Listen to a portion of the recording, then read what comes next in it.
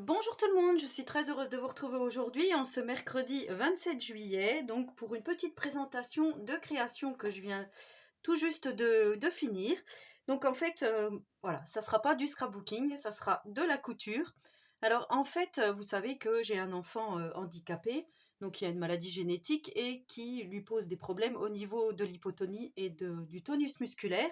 Ce qui fait que quand on part se promener ou faire les magasins ou peu importe, à partir du moment où on sort de la maison, quand il marche, on va dire environ 200, 300 mètres, ouais, même 500 mètres, on va dire maximum, il se fatigue et du coup après on est obligé soit de le porter, soit de le promener en poussette, sauf que à 5 ans et demi, la poussette ça n'est plus du tout adapté et du coup on a trouvé la solution donc de louer un fauteuil roulant.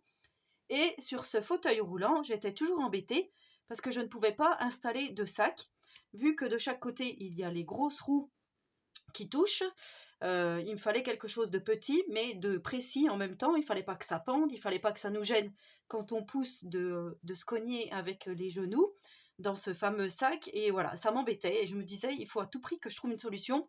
Parce que là, quand on fait des petites balades, voilà, le soir, quand, à la fraîche, comme on dirait, ben, on met nos téléphones portables, on met le petit verre avec la boisson, enfin peu importe, un petit paquet de lingettes et voilà.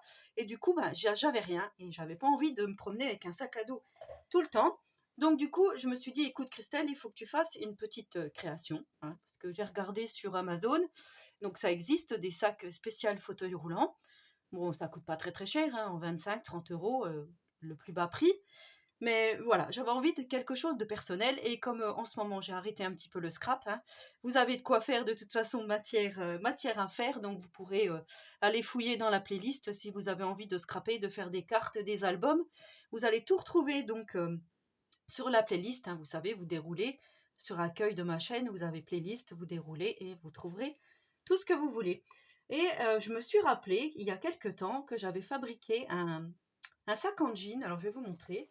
Ça, c'était un sac à main en jean que je m'étais fabriqué à partir d'une vieille robe avec des cerises que je trouvais vraiment bien.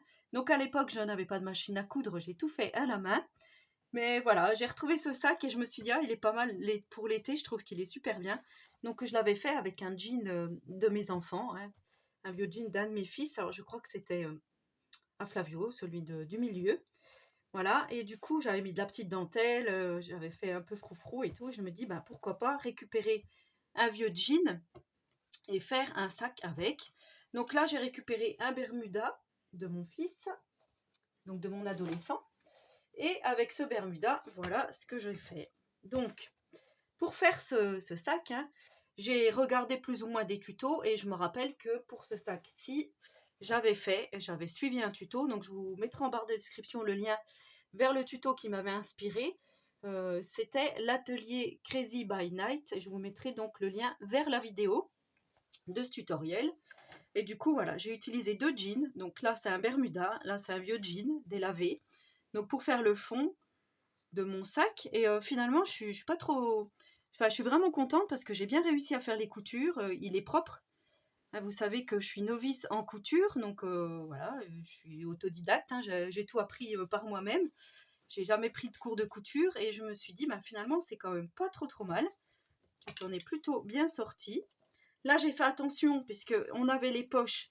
J'ai fait attention de ne pas coudre les poches. Je me suis vraiment arrêtée. Donc, bien sûr, s'il y a des couturières parmi vous, bah, vous me direz ce que vous en pensez. Là, j'ai gardé l'étiquette. J'ai vraiment gardé tel quel. Hein.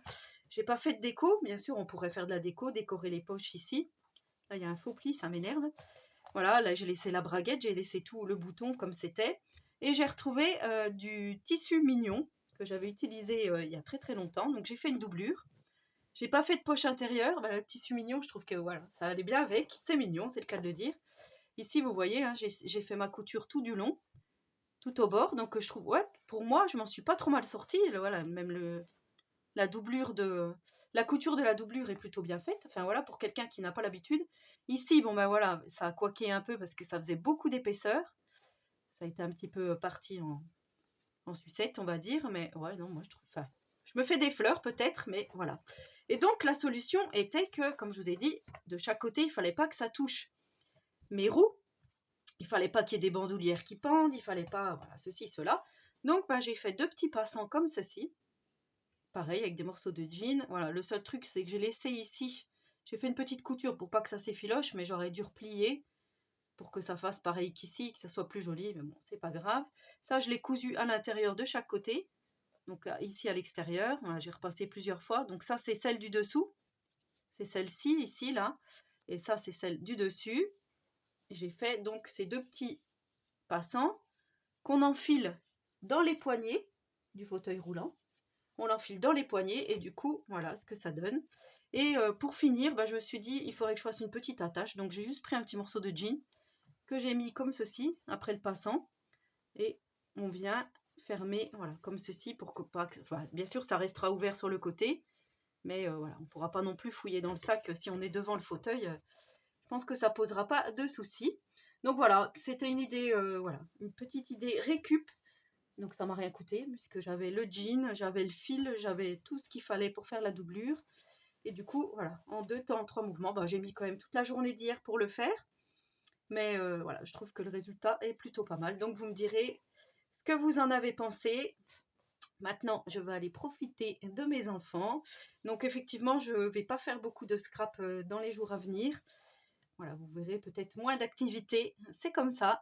On va profiter un petit peu des vacances. Voilà, j'espère que cette petite présentation de jean, de sac en jean recyclé spécial fauteuil roulant vous aura plu. Donc ben, n'hésitez pas à me laisser un petit commentaire. Et en attendant la prochaine vidéo, je vous souhaite à tous et à toutes une très bonne journée créative. Et surtout, prenez soin de vous.